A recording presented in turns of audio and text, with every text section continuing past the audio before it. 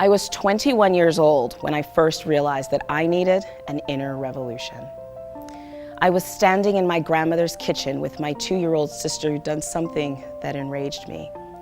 I was glaring at her, and she was staring back, wide-eyed. A second later, I heard someone growl, "Don't make me come over there. I'm so angry I could smack you right now." A second later, I realized that that growl came from me. Just then, I was teleported back to my childhood kitchen. I watched as similar words were growled at the tiny version of myself. In that moment, I knew 2 things. 1, I had to shift some unhelpful family cycles. And 2, I knew by my reactions, like the one my sweet sister just triggered, that it was going to require deep, intentional shifts. But I was 1,000 years away from being married with children. So I wrote a mental footnote in the back of my mental notebook and placed it at the bottom of my dusty mental box in my mental basement. But you know that really annoying thing that time does where it goes by really fast? Yeah, it did that. 5 minutes later, a whole decade had gone by.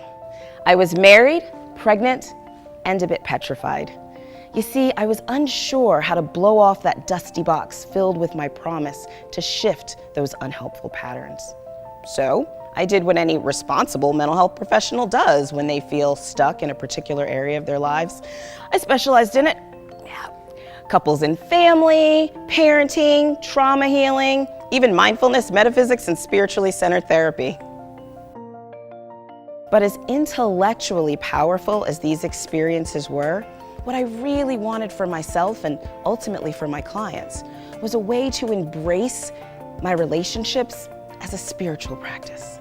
What I needed is what I've come to call an inner revolution, or a complete shift in my ways of thinking and my methods of working as a parent, partner, and person in my life and relationships.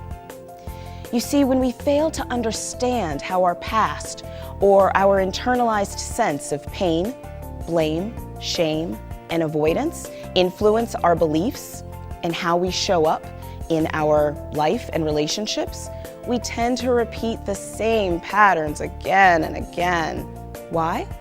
Because we relive what we don't reclaim. Our most important relationships are powerful mirrors that reflect back to us who we are and how we show up in the world. But let me ask you, instead of viewing your life and relationship struggles as opportunities for growth, how often do you view your unhelpful patterns or screw-ups as evidence that you're a failure, not enough, or worth less? If you're anything like me, more times than you care to count. But I'm here to tell you that your intention to shift how you show up and transform those unhelpful cycles are actually evidence that you are brave, not broken. Some of us want to evolve our family by emulating or up-leveling what we experienced growing up. Others of us want to forge entirely new paths for our kids, partnerships, and ourselves. But in order to up-level or heal the home, we must be willing to transform our relationships with ourselves. In other words, in order to break unhelpful cycles or experience an intergenerational evolution, we must be willing to embrace our own inner revolution. Now, sounding the clarion call for our own inner revolution is not a call to reverse shame our family. Rather, it's a call to ourselves and the world that we are ready to thrive and expand into our soul full potential, or as I like to say, who we were before the world chimed in. So what is one relationship where you can shift how you show up as a parent, a partner, a person? I get lit up when I help people do their relationships differently, with loved ones and with themselves. So today, I challenge you to be brave and call for your own inner revolution. Your call will echo through every aspect of your life. It will inspire healing in your home and relationships.